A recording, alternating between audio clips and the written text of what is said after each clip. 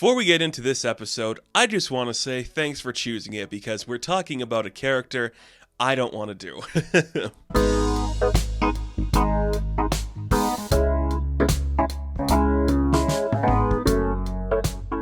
So welcome back everybody to the Batmaning of. This is the show where we go through every character in the DC universe and we're going to make them into a Batman movie because Batman was a good movie. The Batman was awesome in my top 10 of last year.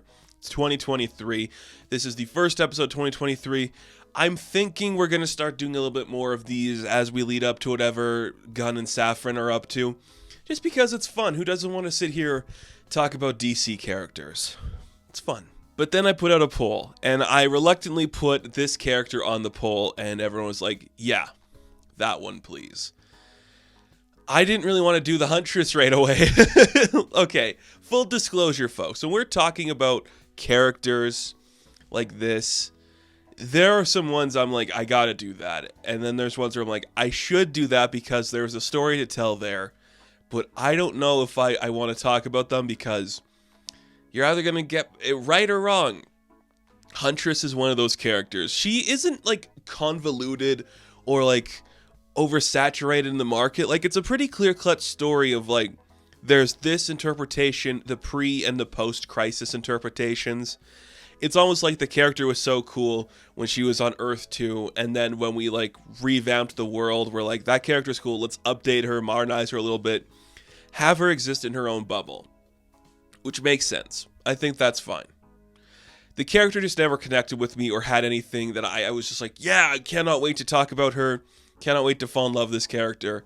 She's cool. She represents exactly what she needs to. Like this certain type of vigilante, over-dramatized, kind of like golden age vigilante mixed in with like the modern interpretations. You got your whole cream of the crop when it comes to Huntress. Which is surprising that the character has lasted this long in that energy because she's just kind of like there. Nobody really pushes her forward, does anything dramatic with her. She just quietly, softly emerges from a cocoon every now and then, and you're reminded that, oh yeah, here's a character with an impossible backstory. How are we supposed to talk about that? And here's the thing. I'm going to focus on one specific interpretation of the Huntress in this video when we talk about the movie I want to make. Is it Wayne? Is it Bertinelli? You'll have to wait and find out. Aside from a cool costume, can anybody really say Huntress is their favorite character? I genuinely want to know, because I think there is like devoted fans who are like, Birds of Prey, she was sick. And it's like, well, she just uses a crossbow, so she's kind of like doing the thing that other heroes do with a unique costume. Off to the sidelines in any world you throw her in. She is, I guess, Batman adjacent in modern context where it's like she's kind of in the family, like the crazy party aunt that you don't really hang out with. That's how you would describe Helena. She exists in the bubble, but she's not really in the bubble. You look at the bubble, you're like, I guess if we had more space, Helena could come into the bubble, but do we want her in here? It's interesting. It's a character that has lasted a long time, just kind of being there. You know, not really adding anything, doing anything, but people have a soft spot for her, and even in today's context, I say this, Jeff Johns is like, she's the linchpin of my Justice Society book. So I guess there are fans of this character. I have just never been one of them. There are other characters in the DC Pantheon that hold that regard for me better. I would say she occupies the same space as someone like Dinah Lance, who is an infinitely cooler character, who's allowed to grow and develop, where Huntress is just kind of like angry girl. I don't know. Maybe it'd be better if like they paired her with a different character or tried something new, but she's kind of like trapped in that one state of like what people think, kind of like the Red Hood effect, where Jason is kind of like perpetually that thing, and if we try something new, who cares? We struck oil, why would we change that? So there is like just being trapped in that bubble when it comes to Huntress. You can't really escape. But hey, she is stuck around this long. What's to stop her from going even further? I guess to say people like her. But as I said, personally, I have no attachment to this character.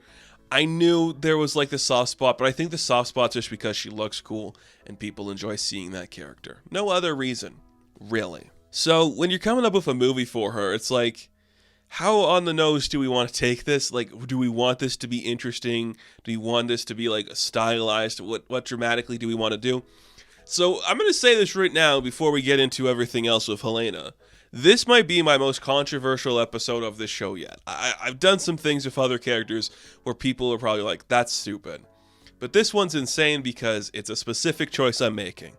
First off, it might surprise you to find out that Helena has actually been interpreted on screen a few times. There was the failed Birds of Prey show, which, of course there was. She returned to play the character in The Crisis on the CW.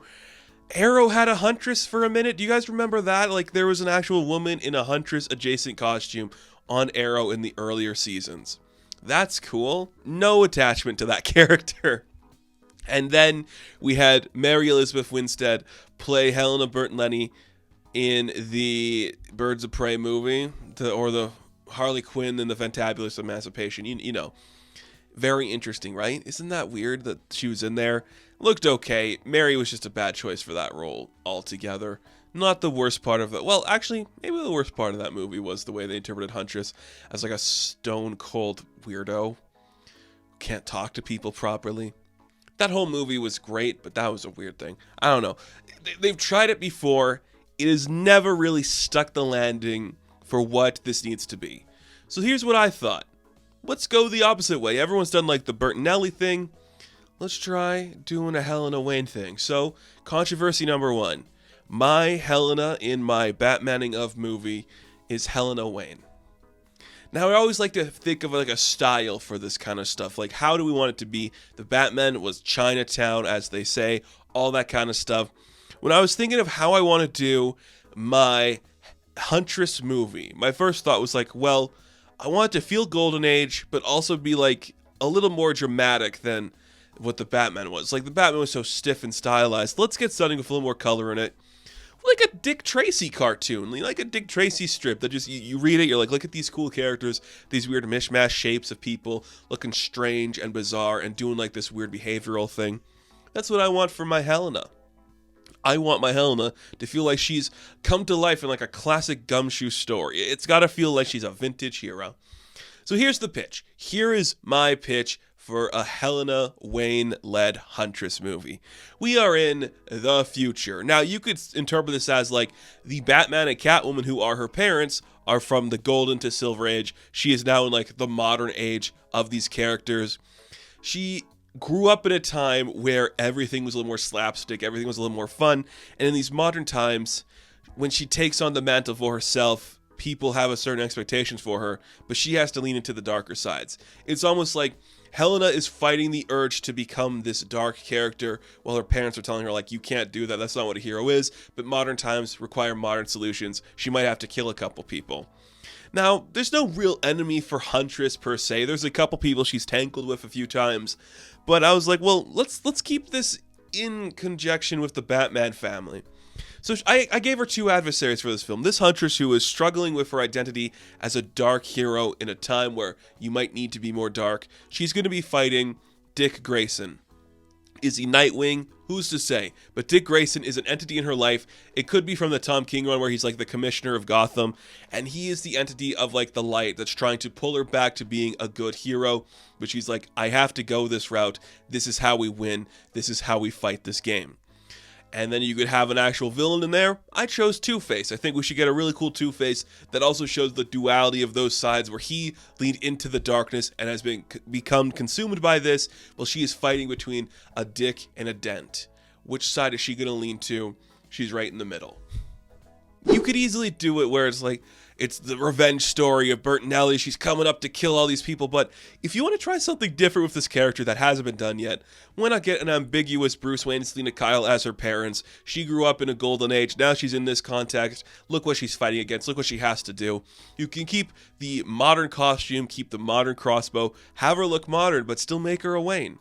It also adds people to be like, oh, okay, a Batman movie? Okay, I'll watch that. I'll check that out. That could be really fun. It's just different. And I don't have anything against the Bertinelli stuff. I also don't have anything for the Wayne stuff. But let's try something new. She's a Wayne. She's struggling between two worlds. Like a Batman do. Now, when you're talking about Huntress, you have to find the right actress for the role. it's something that I looked far and wide for. I came up with an actor that I really like. I think she'd be a really good fit for this. It is Courtney Eaton, who plays Lottie on Yellow Jackets and starred in movies like Mad Max Fury Road. Clearly a fan of genre pictures, has a certain energy to her that can lean into the darker tendencies from both of those roles, which is really cool to see. She's a phenomenal actress, and I think she'd do a really good job in this role. Just fun to see her do stuff. And when you're trying to find a director, I want to find someone who could pull off like the kind of like serialized narrative of this, where it's like, oh, she is torn between two worlds. It's a little more dramatic. We have to hit the balances just right. So my choice was Jan Turner, who works on a lot of like the procedural cop shows that you see on television. But those are well made, so she'd be good for it. Courtney and Jan, put them in there. Have some fun with it. Like I've been saying for a bit now, I'm not the biggest fan of Huntress, so when we're doing a movie for Huntress, my first instinct is, let's try something outside the box. Let's not keep it the way everyone else has seen it. We're going to do something new, and that's exactly what this did. I hope you liked it. If not, I get it. Maybe we'll come back in a couple future episodes to do the other story for Helena, but we're doing the pre-crisis Helena Wayne on the Batmaning of, and that is her movie. And that is going to do it for this episode of the Batmaning of. If you have any characters you'd like to see me talk about, leave them in the comments. If you've done that already or you don't want to, be sure to like and subscribe to the channel. As always, you can check me out on Instagram, TikTok, and Hive, and I will catch you in the next one. Have fun, stay safe. Good luck.